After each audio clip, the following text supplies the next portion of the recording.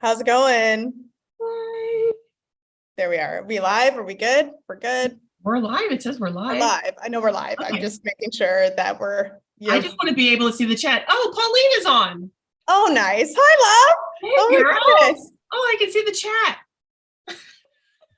Amazing. Amazing. This is the joy and novelty of lives. We enjoy the little things in life, like windows.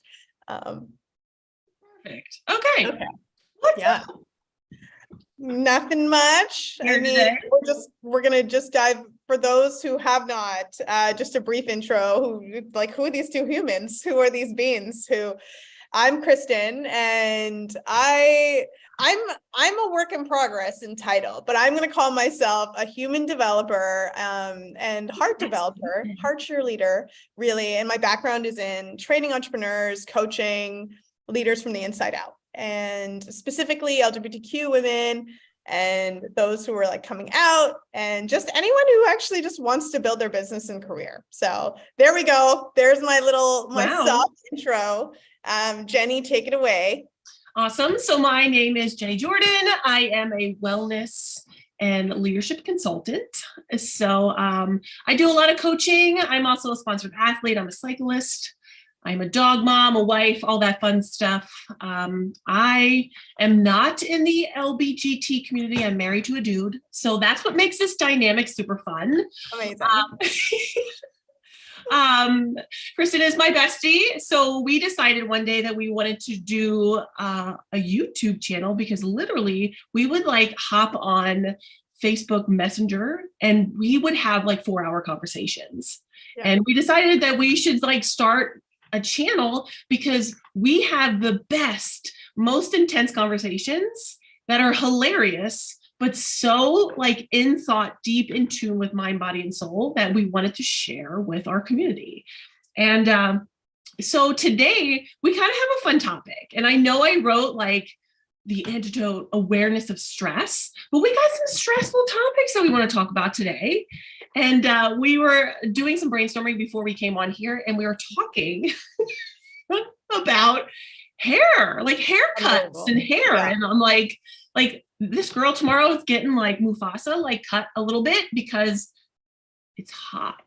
It's hot. So we were saying like our identity goes also with like the way we style our hair, the way we hold ourselves, the way our hair looks, the way our body looks. Like, it's so interesting. Like, people will like judge you, not only the way you look with your face and your clothing and your body stature, your muscles, like your weight, like the way you look, but also your hair.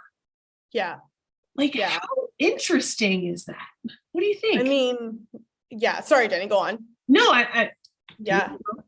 Yeah. Like, I think we had no intention of hitting this topic, but what was fascinating was my own, Jennie going like, yeah, I'm getting a haircut. And then I'm like, yeah, like I'm in this, like, I have a nice little bun here. I grew out my hair, and it's the correlation of gender expression and how it makes you feel in the workplace. Like, I never understood that parallel, and having and then also, honoring the intersectionality of being a gay woman and how that's perceived. It's so fast. So that's why we thought we'd talk about it, because I've had very different experiences presenting in different ways as, what would perceive to be more feminine. And like, when I talk about this too, it's like gonna be, just for all those that are fluid or, it's like, it's really talking about really binary, like really strict gender expression. Just for all those out there, don't pitchfork me, just don't come at me like Beauty and the Beast. Okay. Like, I'm just honoring my experience.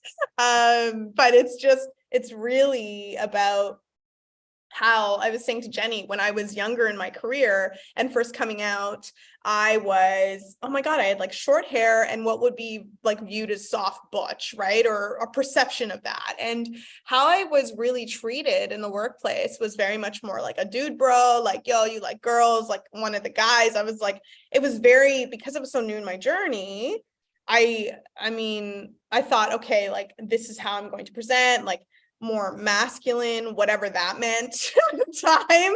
So funny. Mhm. It was literally like 12 years ago. And so I have like, I wish I could, you know, put a little photo, but it's like my hair was so short. And then from there, because of COVID, I grew it out. And because I just didn't have a stylist or anything, I just let it happen. And the other part of being more short hair is it's more distinctually obvious that you're gay, right? Like it's like a different, it's like a walking, you know, and that was what that was the Billboard. stage I was, right? Like I was like, I want to be known as gay, I'm proud. And then as I've grown older and realized like gender expression is so fluid and whoever you are, however you want to, it's so ridiculous. So now I'm at this point where I'm like, okay, I grew up my hair. I promise there's a landing to this story, but like I grew up my hair and now I'm like, wait, like men were opening doors for me. Like all of a sudden I was being spoken to differently. It was like quote unquote cute, pretty. I was like, what's happening? Like now there was this weird transition to like, oh, like, let me get a water for you. Let me buy. And I was like, what the, like, no one ever opened the door for me when I had short, you know? So it was a different perception of femininity and taking, like, if I'd have a heavy box, someone would lift it for me, or like, it was so, I was treated so differently and how I was Isn't it perceived. weird? It's so Why effing is weird. that weird? Like, So effing weird. Yeah. it's so funny because it's like people won't help me with a heavy box because I'm 6'3" and 225 That's pounds. ridiculous. You're like, that bitch can lift it herself. Yeah. You know what the funny thing is? I mean, you know, I know you're straight, but I was like, "Ooh, there's this hot girl, I'll help you with the box." Like that's where I'd be. I'd be like, let me just help out this hottie with a box. Like that would be me, but you know, just saying. So It's so funny because I was telling you earlier that I was blonde for like yeah. 6-7 years. And it was something that I did, one, because it was this like bond that I had with my mom. My mom she frosted her hair. Like back in the day when you put this cap on and pick this shit out between like this rubber holes. Like my mom did that, like legit pain. And she did it probably for like 40 years. And I was like, oh, I'll go blonde. That'll be super fun. And so I like dyed my hair blonde because, your girl's getting gray and it's the best way to hide the grays. And it was fun. Like, they always say blondes have more fun. I was like, yeah, super fun. Really liked it. But like what I found out, like when I was blonde, my hair, first of all, got super ashy because being outside cycling, it looked like shit. And then it was just like, I didn't feel good about myself. Yeah, that's it, right? And I was like, oh, and then I was like stuck with blonde for like years. And I was like, oh, I can't dye it back because my hair is going to fall out. Like I made this mistake. And I was like, oh, and I just kind of dealt with it. And then, finally I was like, let my hair like kind of go back to normal. When I say go back to normal, it's like, it finally was getting healthy being blonde because I had to go through all these treatments. And I just didn't feel good. And no matter, like, I would cut my hair short, I had it really long, but my problem is my hair is so like thick. It's naturally curly and I always wear it up. This is legit all my hair because people think I have a filler thing in there. I'm like, no, honey, that is all mega curl in there. And I have to like whip it back, throw it up because it's like wearing a blanket all day and it's making me sweat. And I'm working out every day. I'm running around and doing things. I am like legit sweating. So I'm like, I don't know what to do with it. It feels terrible. I don't feel good about myself. I don't feel sexy. I don't feel hot. I hate it. My husband hates, he calls it my nun bun. He's like, you remind me of one of the nuns when I was in Catholic school. And I'm like, oh, that's fucking attractive. Like makes me feel even less sexy that I feel like a nun. Also intrigued that Georgie had like nuns in school. Like how old is he? Like 100? I'm just kidding. We went to Catholic school. I'm just kidding. Like, so, and I'm just like, oh, well, and then it's like going back to like, when he said it to me at least once a month. He's like, the hair. And I was like, I don't know what to do with it. Yeah. Like when it's down, it's hot. I can't wear it half up. I can't wear it half down. I can't wear headbands. Like, I don't know what to do with it. Like my whole life is active. It's either I have a helmet on or it's up. So I talked to my hairdresser and I was like, girl, I want to dye it back to my normal color, which is like red. And she's like, a freaking men, because trying to find a blonde that wouldn't kill all your hair follicles and make it fall off has been a bitch. Yeah. I think, why didn't you tell me? You just like, but it's like, that's why whenever, if you're wondering why today we're talking about hair, like it's such a metaphor for like, haha, like ding ding, where it's like, it really is this like, you know, like when you were saying like, I don't know, like, why doesn't this work for me? Like, especially right now, like if you're in a layoff and you're just like, you know, it's like, or you're trying to find dates, or you're trying to wonder, you know, bring the romance back in your marriage, whatever it is like, there's this always this like in between of like, this feels iffy, like it's not working, it's causing more labor than it should, it's literally causing damage. You know, like I can so relate where it's like, wait, like it's almost like I thought about this in terms of like even job hunting. It's like you're trying to fit in or prescribe. Like that's where I feel like where this bun is now. It's like it was such a shift for me from like soft butch, like bro, whatever that was, to like being full feminine. And I'm kind of like, this, you know, doesn't feel like me. Like I feel more feminine, but I'm like, I still feel like there's a performative element where I'm like, I have to, you know, put on heels and wear makeup and I want that. Yeah, I want that. But I also like go like, wait, like I want to feel like, how do I want to feel? Like, why do and I think that's what I've even been doing in my job search a lot of times, or anything we do in a transition. And sometimes we go, okay, this is the new change. So I'm going to try and do this list of things that looks like, you know, in this case, femininity. I'm like, I'll wear heels. And I'm like, okay, but is that really what you want? Like, how do you want to feel? How do you like, what's the third option, which is kind of where I'm at now. And kind of where you're at, where I'm like, I'm going to cut my hair. I'm going to like, feel like more like a woman, powerful, like queen energy. I'm like, that's a whole other, that sounds more like my home space of like me creating it than going like, I'm going to like, you know, be this, be that, do the formula. I'm going like, how do you want to, like, you asked that, like, you're like, well, wait, like, how do I want to feel when I was like, that's it's a way better approach, right? It's so fascinating. And it's like this topic today just kind of makes me laugh because it's this transition that I know I went through of, you know, going back to my red hair. And it was funny because I said, hey, babe, like to my husband. And I was like, I think I want to go back to red. And he's like, please, like he loves my red hair. And he's very supportive of anything I do, of short of me having the Will Smith haircut that I literally did have in high school. Okay. Which is a funny story. And I hate it. It was awful. It was awful. But like we've all had those moments. It's okay.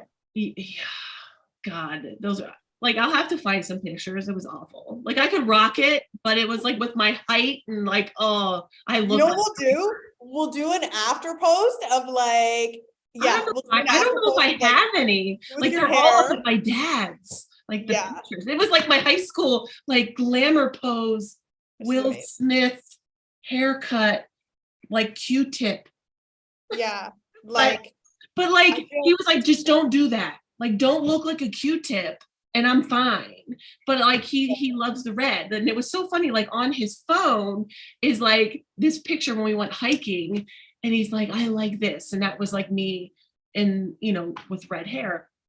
But it was so funny because like we went through this course called UHPW, which is Unleash Your Power Within. And it's like, you know, when you do this manifesto and you do all these things about like this going from the old self to the new self, and everybody's like, oh, you dyed your hair red because it's your new self. And I was like, no, like I dyed my hair because I'm connecting back to Jennie. Yeah, Like exactly. I always felt so disconnected to myself Yeah. that, you know, coming back home to me was so important after like losing my mom.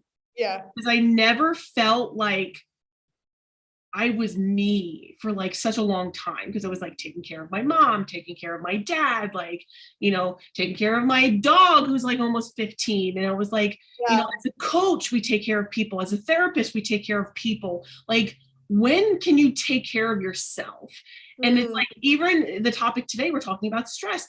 This was so much stress so that true. I didn't even like know who I was anymore. And when I dyed my hair a different color, like I was trying to like grasp on straws to figure out my identity. And it wasn't Yes. until like November, December, January there when I was like really coming back home and like finding myself and falling back in love with me. And Amen. I love it. Like, and That's like, it's just, go on. Yeah. no, it's just so good to be Yeah. like in control of like your mind, body, and soul. Like when I Yeah. wake up, I'm like, I love the person that I am. I'm sassy, classy, and a little badassy. And Yeah. that's me in a nutshell, for sure. Yeah. I think that like, what a beautiful, oh my God. I think you hit on so much there. That was so like French kiss, like chef's kiss. Oh my God. That was so brilliant. What was fascinating about that though, when we talk about like, it's about, you know, I used to think stress was perspective, but I'm actually like now older, wiser, really similar, like as Jennie said, like doing more courses on self-development, it's made me realize like it's also a shedding of you know, because we're so populated right now with manifesting and like manifest, you know, everything and like Do it. and I really do now realize a cause of stress in my life has been a lot of comparing or defining success in ways that actually aren't mine. And so it's like, it's the pressure. So it's almost like what I thought was, you know, I'm going to manifest and I'm going to create my life and design my life, which I truly believe. It's almost now it's adding, and this is where it's really switched for me because of Oprah and the question, like, what's your intention and how do you want to feel? Right. And like you were saying, like the home feeling, like I got so much chills from that, because that's exactly it. When you start to go like, what does abundance feel like? What does it feel like? How do I want to feel at home in my body? At home, it's like, that's when you get the answer differently. And so, you know, I know there's a bajillion talks on manifestation. It's not what I'm talking about. What I'm saying is that when you do it that way, it can also cause stress, because you're like, okay, I'm going to get abs. I'm going to have, you know, like you start to make these scroll lists of things that you've seen on Insta or Facebook. And it's like, you miss the mark on, well, if I feel at home, you're going to get different answers than when you're just trying to carbon copy all these beautiful scenarios that everybody else has, that they either can be really happy or really unhappy in. And it's like, by creating the whole, like you said, like and so much to unleash your power within, and I would say Sage Robbins as well, to that point, that I always, it's like coming back to your shedding. She always talks about, it's like you're actually simplifying and shedding and being more clear, and it's like so much more simpler than you think it is, and it's so much more satisfying and peaceful. And I used to really think that it would be this like massive elation, massive excitement, whereas now I'm like, it's so peaceful and quiet and centered. And the answer is like a heart whisper. You know, it's not going to be this like scream fest to you. It's like, it's literally going to feel like the most natural effing thing you've ever done, and it's going to be so instinctual to you that it's like, this is me. That's what manifesting is, not I'm gonna affirm, you know, like it's so fascinating, but it's taken me a really long time to get there, to understand that.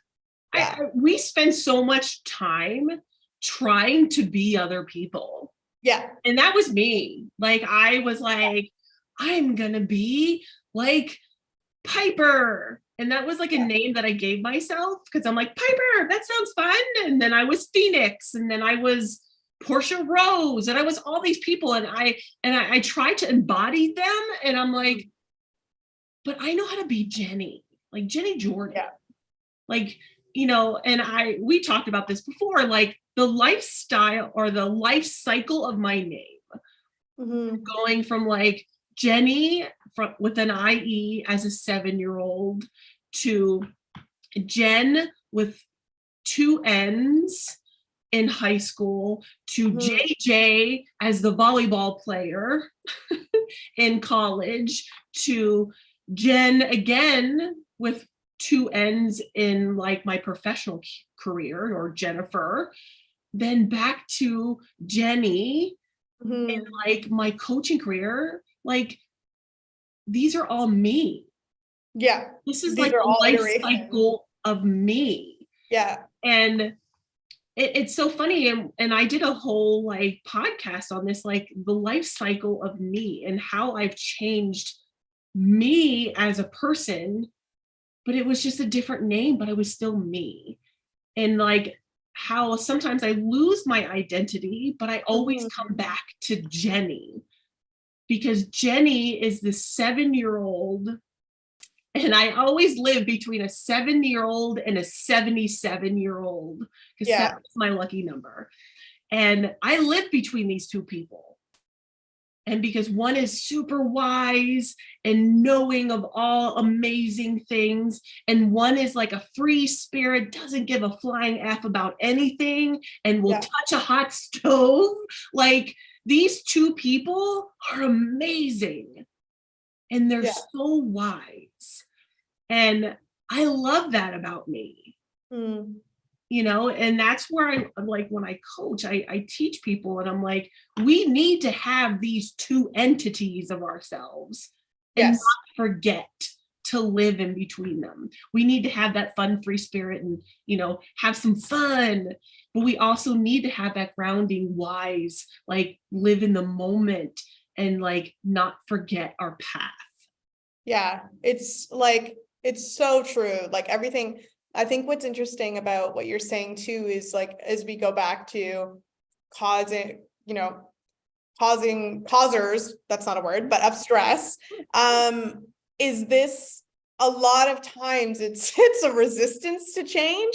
It's a fear of, especially from my experience, coaching women coming out, it's like a, you can take it as this like dire grieving process. It's murder that, you're literally leaving this life behind, and it's scary. It can be scary. Of course it can, especially for women in my experience who've, if we're married and have children and they're like, wait, I'm gay. Like, how do I now like create this like new picture for myself? But when you were saying the life cycle of Jennie, it's naive and so misguided to think that you're going to be a certain way for, I think that's the part that we all need to make greater peace with, that the days where you're like, I worked for a job for 25 years, and even in that it's missing the mark, because you had life experiences, you had so many different parts of you that change. So even if the job stayed the same,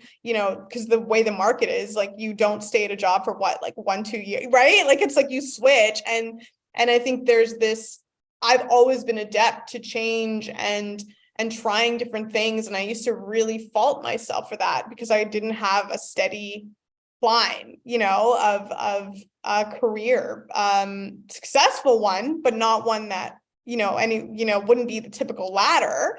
But I would say that that's part of the stress, is that when you start to feel the change and you either make yourself wrong for it, or you think like, oh, this is, like, what's wrong with me? I have this great life and I want something different. There's nothing wrong. You can still be really contented, but want to spice things up. Like, you are a living being. Like, I don't know who the fuck said it, but grow or die is the perfect phrase. Like, you have to grow. You will grow. Your body knows. Your body, it's the same with being gay. And it's like, you can hide it. Some women have done it for many a time, but it creeps up on you, like the greatest gift you can ever have. You don't have to deny it, So It's so fascinating because it's like we compete. Our number one competitor is ourselves.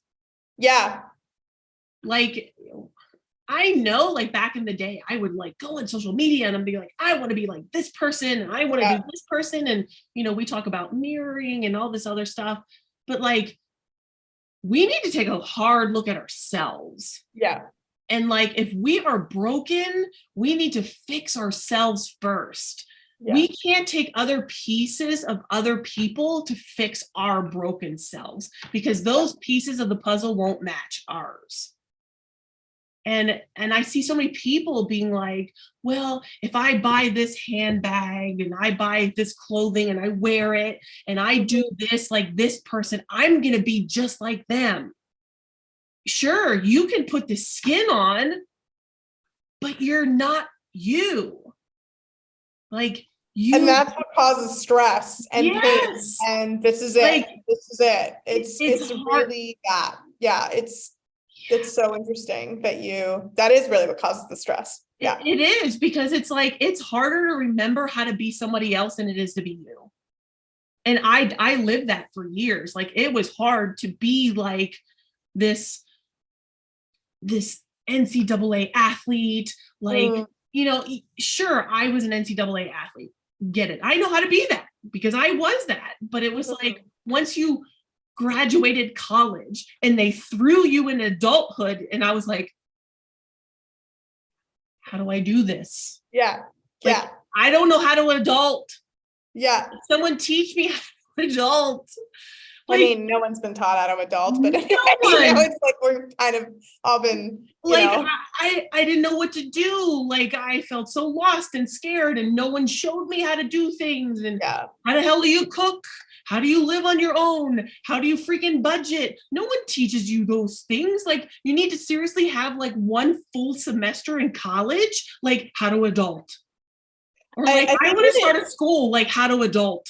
It's so true. I think this is more, and then we can add some Dr. Shafali for conscious parenting, because I think she is one of the smartest people to talk about adulting. I will quote Dr. Shafali, everybody. Read some Dr. Shafali for like how to, parent yourself. But I would say that's going back to like, that there isn't a right way, right, to wash dishes, to cook, and that's again a pressure of a prescribed, like, okay, if I have to fit, like kind of similar to you, like being in this new transition where I know that, I have this wealth of experience, I've trained entrepreneurs, that's been the thread line of my career, and being in a more feminine body, I had to chuckle to myself because last night I was like, wait, like your definition of success now is literally you in high heels, a jet skirt, like uncomfortable top. Like I literally had to laugh at myself because I'm like, this is what you think you have to do in order to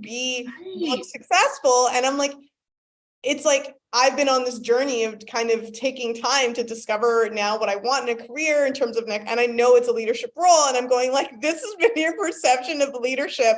And this poor woman who's like a genius, who's literally wearing a jet skirt and heels and a little bit uncomfortable and feminine, and she could probably wear pants and be like way more focused on the presentation at hand instead of the dumb jet skirt.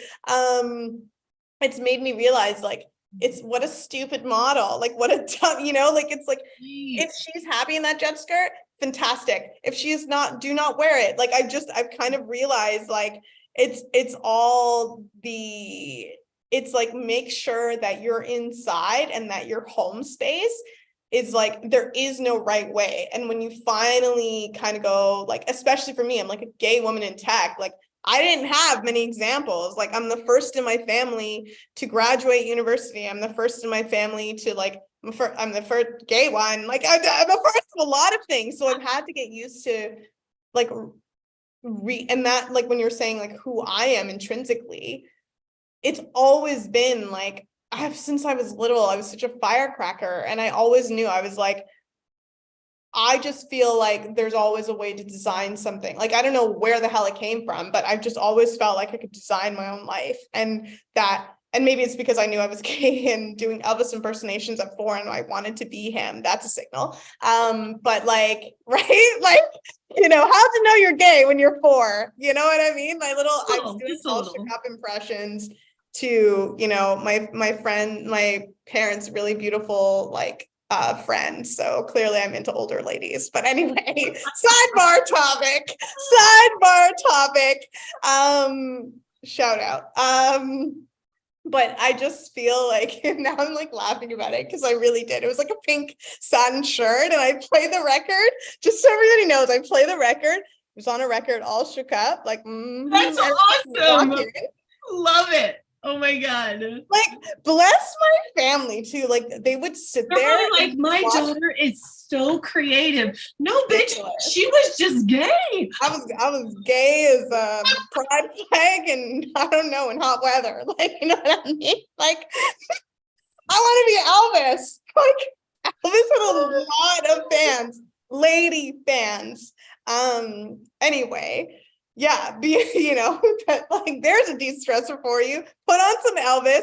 But yeah, the point is that I've realized it's embracing this to land the plane. It's really like moving and shifting again, because I kind of forgot that it's like, Kristin, you are a designer. Like, you create the roles. Like, every role I've been in, I've created it. Like, I've kind of paved the way for it. I've been autonomous in it. It's been not so, you know, and it's made me go like, stop trying to mold and wear the damn jet skirt, you know, like, cut your hair, you know, play it. And it is more, and there's a risk involved, but it's like the greater risk, like you said, is like kind of doing the shitty way where you're trying to mold and wasting your time being something you're not. That's I think my personal nightmare. Yeah. Well, and I think sometimes we get so stuck in like, this is what I'm created to do. Yeah. And I just talked to somebody yesterday about being on the hamster wheel of death. And this is something I talk about all the time, is that we feel like we've maxed out or hit the glass ceiling, and this is our full potential, and I can't do anything else, and I'm in the hamster wheel of death, and I can't do anything else. No, bitch, no. Like, if you don't like something in your life, jump off the wheel, get off the exit of the highway and try something new. I can't tell you how many careers that I had because I am like, I don't want to work for an eye doctor anymore, or I need to get out of the world of clinical because it was literally tearing away my marriage. Yeah. Or I worked as a personal trainer and helped run a boutique facility, fitness facility. And I'm like, COVID came. Like, that was the end of that career. And I was like, so many jobs that I've had. And I'm like, okay, like, pivot. Pivot is like my middle name. Like, in my whole life, we had to learn how to pivot. And if you don't know how to accept change and be okay with it, like, we need to talk. Exactly. Change isn't bad. Failure isn't bad. These words that we always were taught, this is bad. This is bad. Don't do it. That's bad. No, honey, that's a part of life. Yeah. That is a part of life. It's your evolution. It's your evolution. Yeah. Oh my God. Like, my whole life has been an evolution. Being born half blind, did I want that? No. But you know what? It made me the sassy person I am today.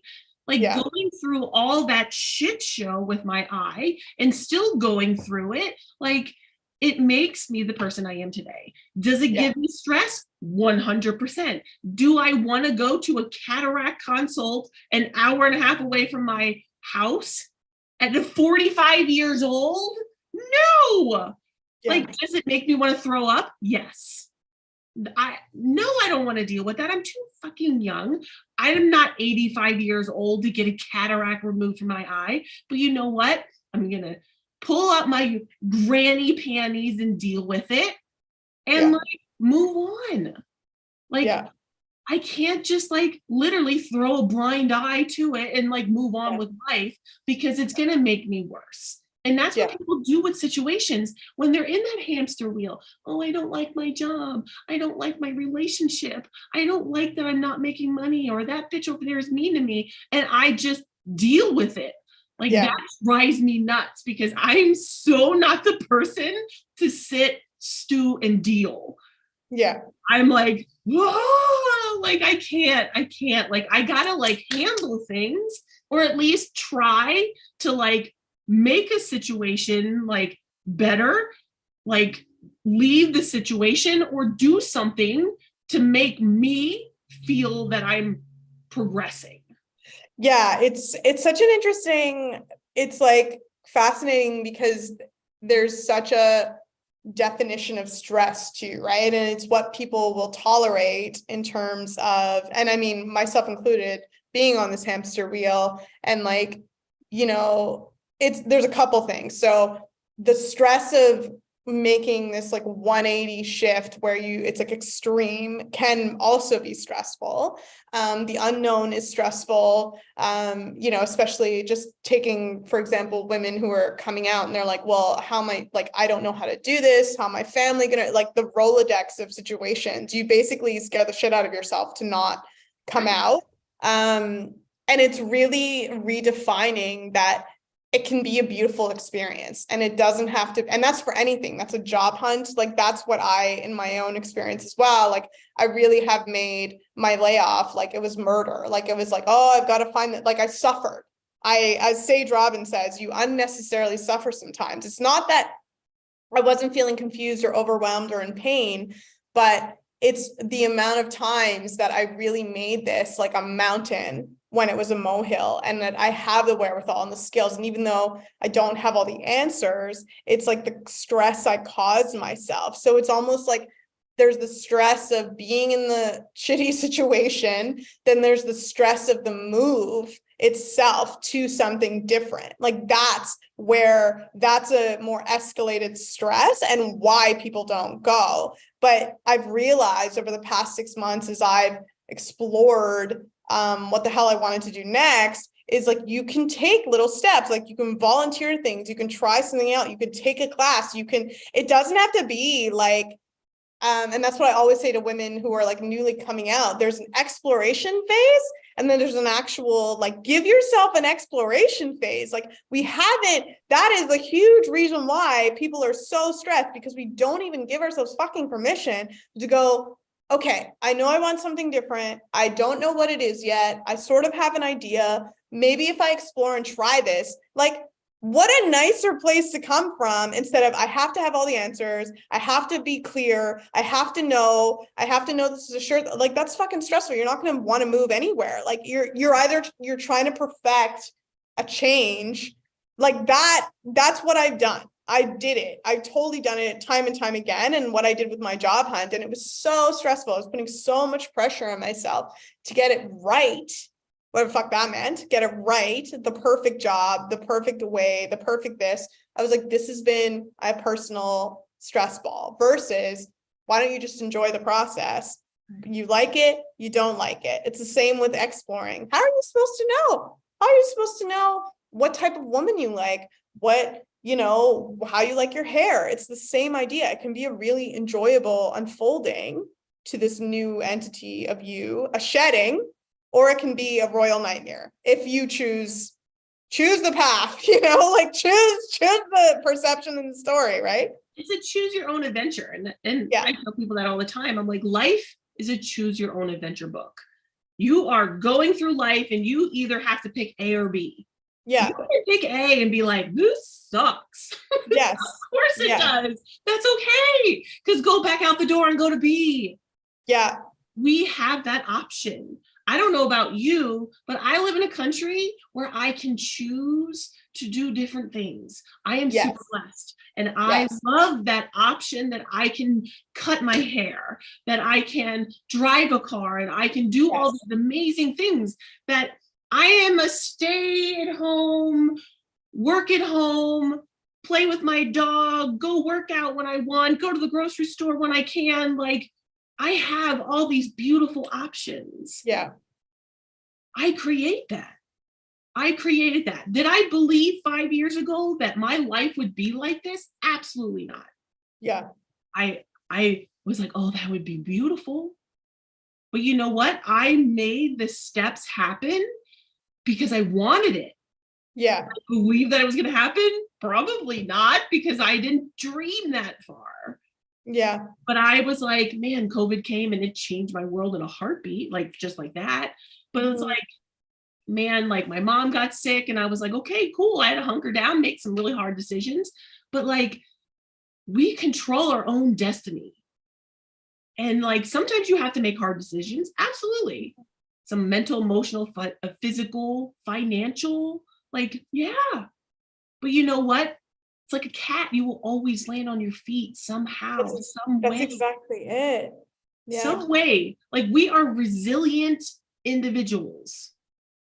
And like, don't get me wrong, I have a support team behind me between family, friends, therapists, coaches. Like, I have no shame in my game, and I talk about that all the time because I have no problem asking for help. If you don't ask for help, that's your fault. And I will blatantly tell people that if you sit there and be like, woe is me, and I call it PMS, poor me syndrome. If you sit there and be like, I can't do this, I can't do that. Well, did you try? Did you ask somebody who has what you have? Did you even look into it, research it, understand how to get there? And if you didn't, that's on you. Yeah. I think that's like such a fascinating one too, because that's really where I am at. Like, I've really built my career on like paving, being autonomous, being more like being the builder, kind of like carrying people along, like opening the doors, being the one at the table, inviting other people in. And I'm in this part of my career where I know now that I need to be mentored and I need to be, nurtured and supported in a different way. And so, like what you're saying, it's so true, because even like it's making me realize more and more too that like in all, like similar to like Jennie and her experiences, like I started in recruitment, built a huge C-suite there for a startup. And then I worked in an incubator. I've roasted coffee. I know how to like totally roast and can teach you how to like roast any kind of coffee from Rwandan to Brazilian. I've, worked on a film in terms of like PR. I've written a film myself.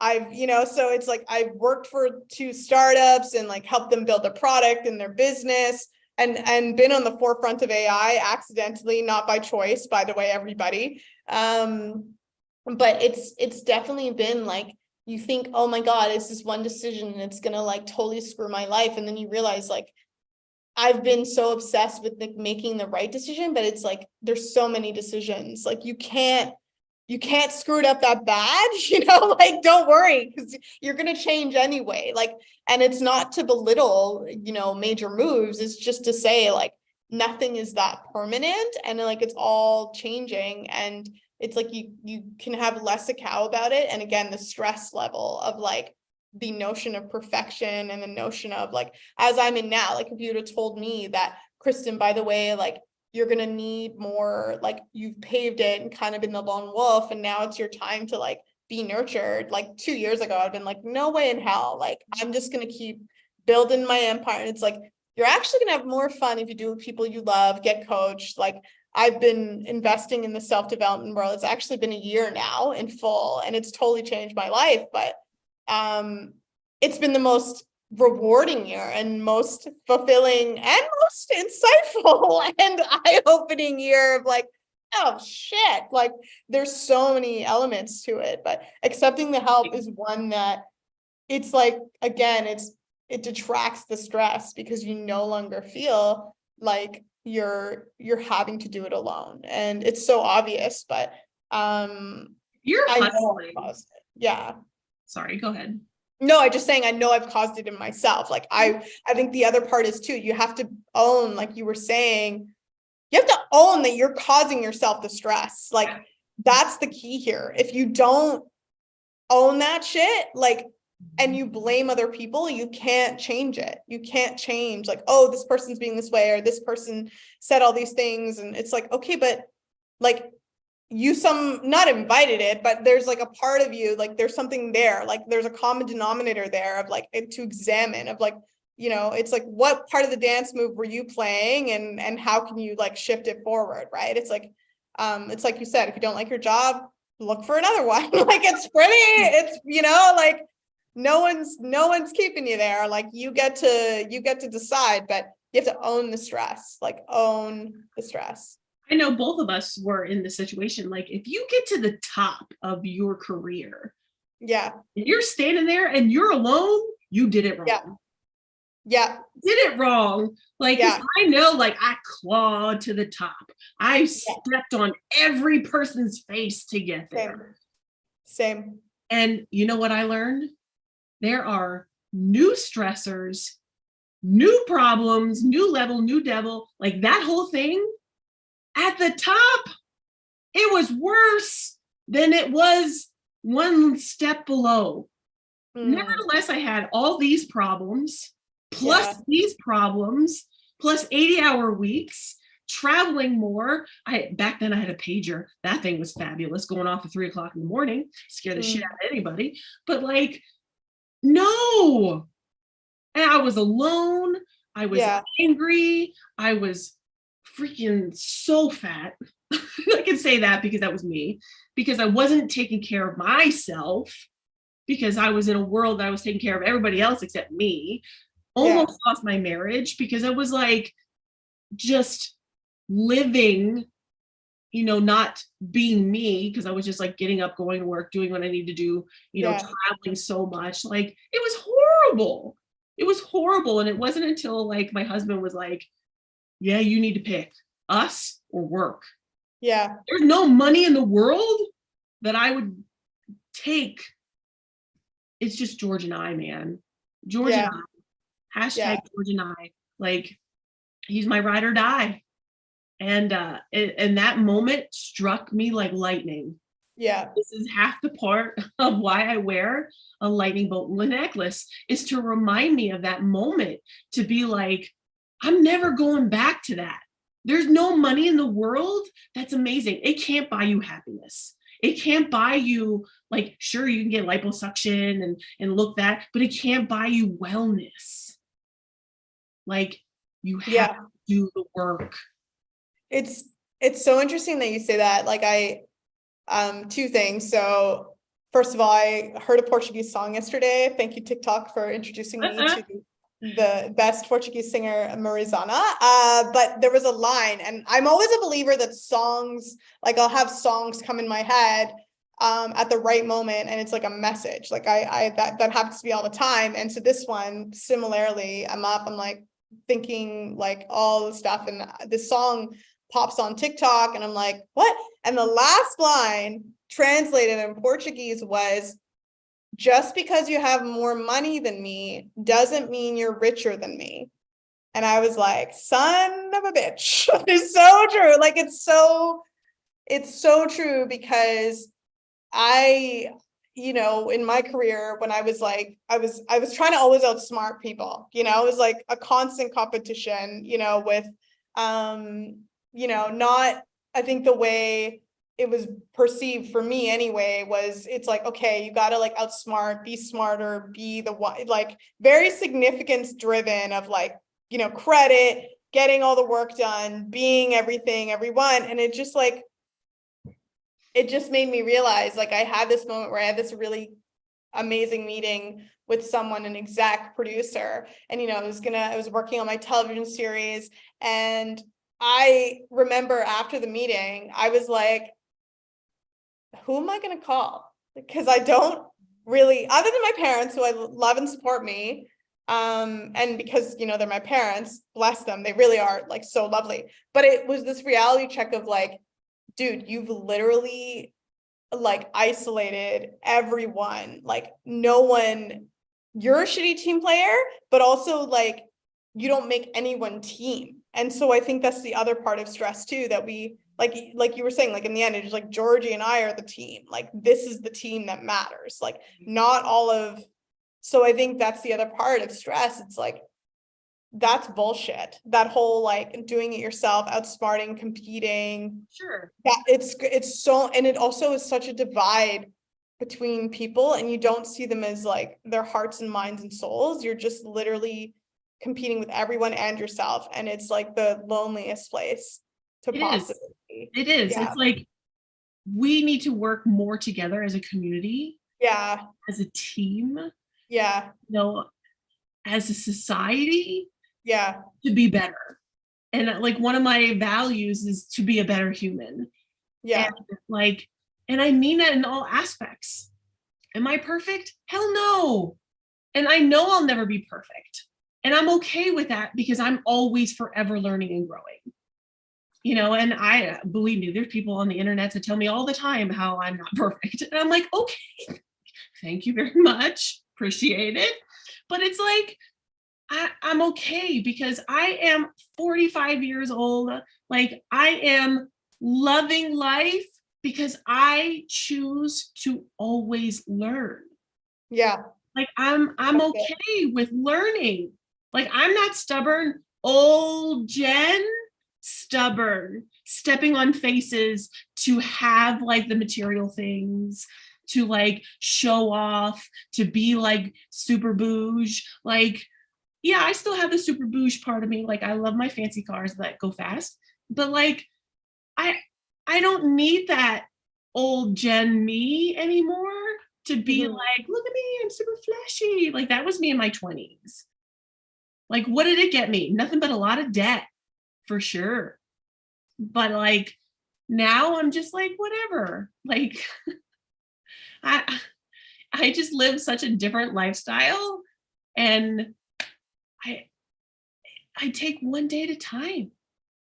And I sit here and when I talk to my dad in the morning and give my dog some scritches and scratches, and like super blessed. It's the little things that I cherish now that I never would have did before.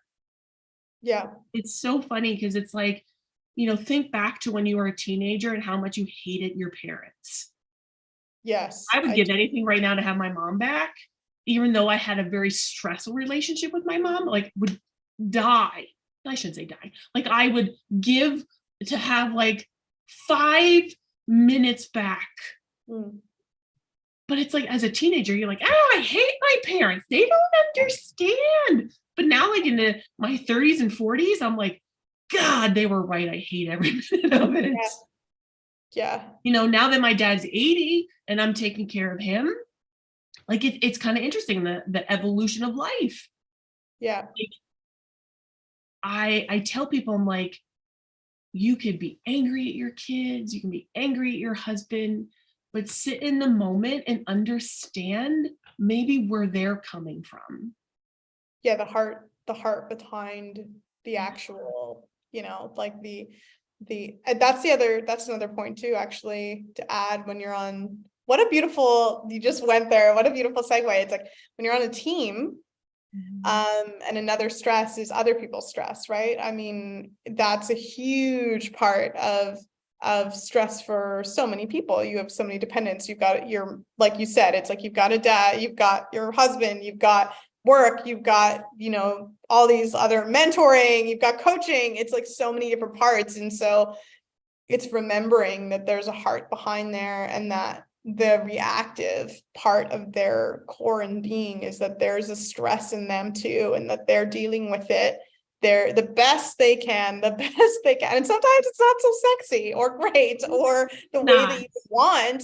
And I would say a lot of times too, you got to give yourself, I certainly have too. I've seen the evolution of friends who are really, really, really, saying this, Jenny, really stressed now. And like, I was that person. Like, it was like seeing this mirror of someone who's really stressed and just totally go from like, just complain about job, dating, all of it. And I was like, oh my God, all I want to do is like have a burger and a beer. But it's like, you just kind of realize, I used to be that person. Like I used to really look at life that way and B and C and bitch and complain. And it's like, but that's stress. It's not them. It's not an identity. And that's taken me a long time to get to that. It's like, this is just a season that they're in. And it's something that also remove yourself from the conversation and try and like cut it, but also be aware that, you know, how sometimes if you go in with that modality, how it can be and how it can impact others. You can't, like, how you show up. It's just being more mindful around how your stress affects everyone else. It doesn't only affect you, it affects everyone, like to the waiter, to the barista, to your taxes. It affects your whole life. So yeah. I here's a quote from Paulina, and she said, just because you have more money than me doesn't mean that you're richer than me. Yeah, and that's it's home. Like, and it's so true. Like, money doesn't give you the right to be an idiot. Like, I hate to say it. And I have a lot of friends who have money, who are super nice. And I have friends who have a lot of money who are not nice. And I have friends that have no money that are super nice. And I have friends that have no money that are not nice. Like, it's just be a good human. Just be a good human. You know, and one of my like favorite, like, put an extra $1 in that vending machine. I don't use vending machines, but I know I have walked past and I put money in that thing and I walk away. Or pay for the thing behind you. I did that once and I got slammed. The bill was like $50. Like, what the hell? They had my credit card and already swiped it. So thank you for the people behind me who got a free meal for $50. But like, just pay it forward. Give a smile. Like, be nice. I can't tell you how many times that just smiling at somebody will make a day. It's have so true. Grace and gratitude. Like, take that 10,000 foot view and look down at your situation, and you can see where the stress is. It's literally, it will have like a black cloud. It's so true. Like, once you own like that you are the caught, you're like, okay, wait, like this is me, and you kind of take the bird's eye view. You reframe it immediately, because it's no longer something that's you have to overcome or that's like overtaking you. It's going, okay, wait, this is the situation. And your perspective of like, all right, this is now you become like more of an operator, and this, you know, it's like you're back in the driver's seat. Like, it's not about and that's where and by the way, that quote was from the Portuguese song I was talking about. That's why, like, that's what she mentioned. And that's where like the full richness comes into play, because you're no longer like, stress is lack. Whatever it is, it's lack. It's like, I don't have the job, I don't have the girlfriend, I don't have the body, I don't have this person that's something more than me, this whatever. It's a lack of something. That's what it is. Or a loss, or you feel like you're going to lose out, or you're not there yet, blah blah blah. It's so the richness, because like that word itself, it's like, that's a fulfillment, that's a wealth, that's an inside job. So it's like it's like a totally different flavor of being. So it's fascinating, because somebody said to me the other day, it's like, how do you know that you made it? And I was like, interesting. And I said to them, you know how I know I made it? Where I can take my laptop, and I'm sitting with my laptop. I'm at a national park. Sitting on the porch with my laptop open, looking out at a beautiful landscape of Glacier National Park, is our favorite park. And I'm talking to a client. That's how I know I made it. It doesn't mean that I have millions of dollars in my bank account. I know that I am doing what I love in a place that I absolutely adore. Man that I love. Like, I made it. Like, that was my ultimate dream. And I've done that. I mean, there's times that we've sat in a national park and George is doing whatever, and I'm sitting there and I'm on my laptop looking off at the beautiful landscape, and I'm typing to a client. And I was like, this is unfreaking believable. I never knew that I would still be making money while I'm on vacation, talking to a client, de-escalating a situation. Like, it's unbelievable. And all that was making a decision saying, I'm going to take my coaching business live.